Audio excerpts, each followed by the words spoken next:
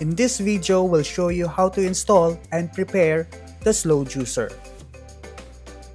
Step 1. Start by connecting the juicer to the host machine. Step 2.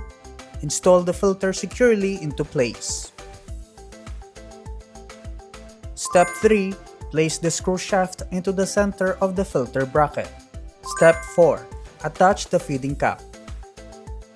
Make sure to align the triangle symbol on the container with the unlock symbol of the juicer. Then, turn it clockwise until it locks. And step number 5, place the juice cap under the juice outlet and the pulp cap under the pulp outlet. Now, your slow juicer is ready to use.